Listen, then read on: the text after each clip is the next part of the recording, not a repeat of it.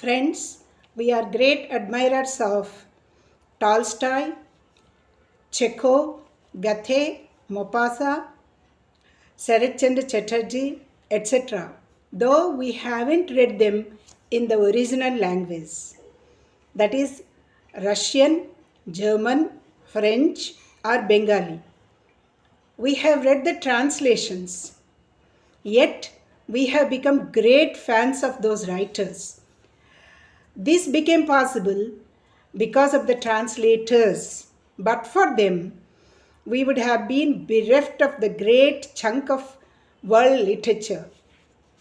Such is the importance of translation. So today's poem is a sonnet praising a translator's genius. Today's poem, friends, is a sonnet written by John Keats, a romantic poet. The title of the sonnet is On First Looking into Chapman's Homer. On First Looking into Chapman's Homer. Written by John Keats when he was just 20 years old in the year 1816. It describes the astonishment and the excitement he experienced when he read the works of the ancient Greek poet Homer as translated by George Chapman, an Elizabethan playwright. There were other translations too of Homer by John Dryden and Alexander Pope, but Chapman's translation was said to be very robust and racy. Cowden Clarke, a friend of Keats, introduced him to this translation. Keats and his another friend, Leigh Hunt, sat up together reading it till daylight. Keats is said to have shouted with delight as he read some passages. At 10 o'clock in the morning, Mr. Clarke found this sonnet on the breakfast table. Here it goes. Much have I travelled in the realms of gold, and many goodly states and kingdoms seen. Round many western islands have I been, which bards in fealty to Apollo hold. Much have I travelled in the realms of gold, and many goodly states and kingdoms seen. Round many western islands have I been, which bards in fealty to Apollo hold. Oft of one wide expanse had I been told, that deep-browed Homer ruled as his domain, yet did never breathe its pure serene, till I heard Chapman speak out loud and bold. Then felt I like some watcher of the skies, when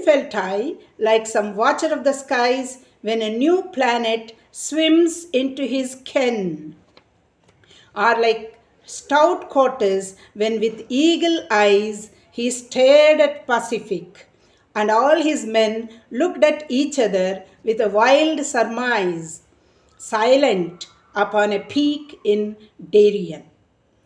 This is a sonnet. It follows the ABBA, CD rhyme scheme.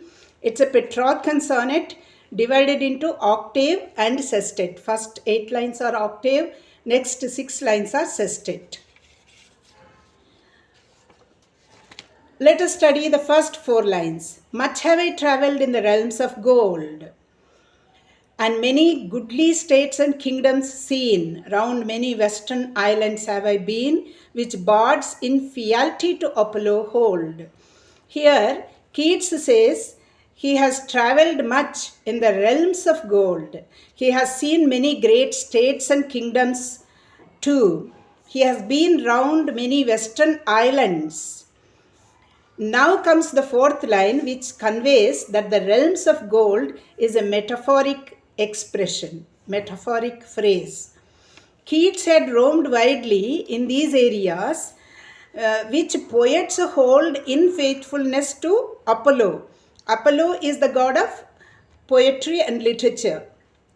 So these areas and arenas are not physical, but they are poetic places. So the books of poetry are the realms of gold. Being a lover of poetry, he had read many a poem. Let's come to the next four lines.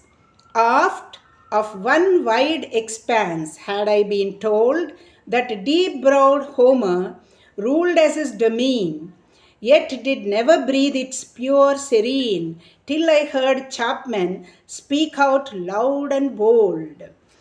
Though he had travelled widely in the realms of gold, in these poetry books, he had not yet breathed the pure, serene air of one wide expanse, one great kingdom, ruled by the deep-browed Homer, intelligent Homer, the Greek poet. Though he had heard about him very often, till he came across Chapman's translation of Homer. Chapman spoke out loud and clear Homer's genius. Homer had been inaccessible to him till he read Chapman. Thus, in the first 8 lines of the sonnet in the octave, Keats talks about his ignorance of Homer's genius till he chanced to read Chapman's translation. Now we come to the sestet. Here it goes. Then felt I, like some watcher of the skies, when a new planet swims into his ken, or like stout Cortez, when with eagle eyes he stared at Pacific, and all his men looked at each other with a wild surmise, silent upon a peak in Darien.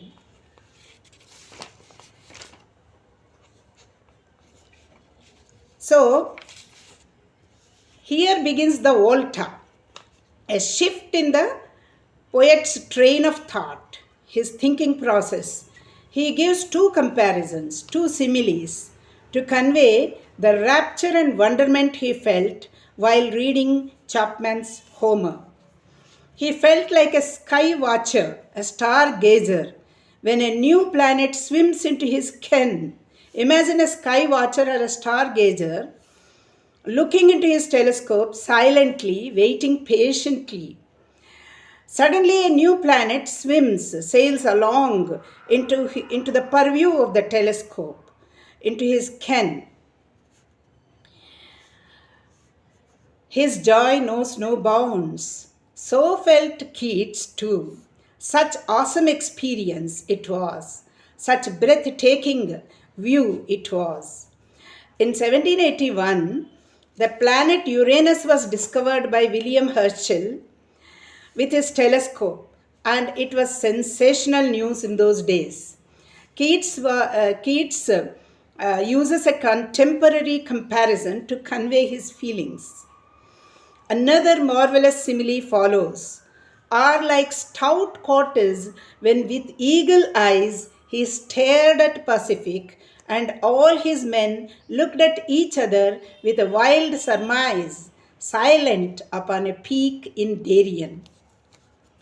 Keats compares himself to an explorer called Cortez, who first saw the Pacific Ocean from a summit in South America.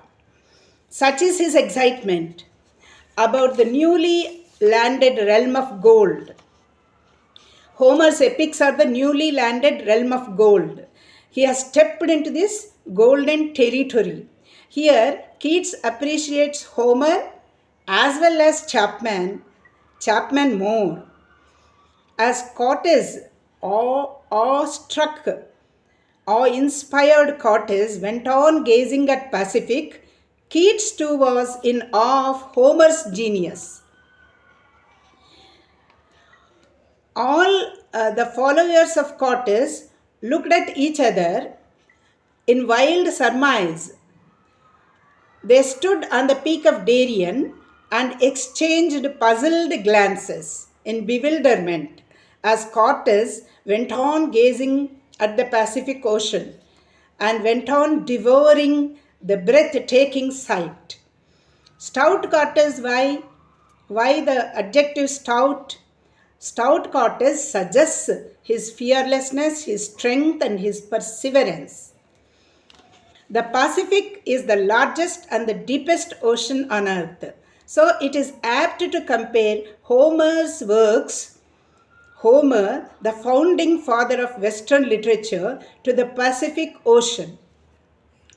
Keats was as awestruck and stunned into silence and was filled with a sense of amazement at the discovery of his new domain. Thus, we can say that this particular poem is a poem about poetry. The sonnet is a poem about poetry. Literature transports us into a different world, sans the numerous troubles we put up with in physical travels. Literature helps us travel on the wings of imagination, imaginatively, across time and space, and even overcomes language barriers too, because translation makes accessible to us works written in languages unknown to us. As Chapman's translation of Homer made Homer accessible to Keats. Critics say Keats got confused between Cortes and Balboa. It was Balboa who discovered the Pacific. Cortes was the first European to see Mexico City. But this factual error doesn't diminish the joy the new metaphor conveys, does it? In his euphoria, in his excitement, Keats misplaced the names, but his heart is right, isn't it? This sonnet inspired many an author. Edgar Allan Poe wrote his poem Al Araf, inspired by Keats's sonnet. Francis Power Cobbe wrote The Peak in Darien, The Riddle of Death. The peak in Darien is a term used to describe a type of experience near death. And we inevitably remember P.G. Wodehouse using lines from this sonnet in his inimitable Jeeves and Aunts Aren't Gentlemen in a humorous way. No wonder Keats is called poet's poet. We can easily relate to this poem because it strikes a chord with us. We too have enjoyed many a literary work in their translation. Hope you got enriched by reading this poem, friends. So let us read as many works as possible in their translations and experience the sense of awe by roaming in the realms of gold. That's all for now. See you soon with another amazing poem in my next episode. Till then, happy poetry reading.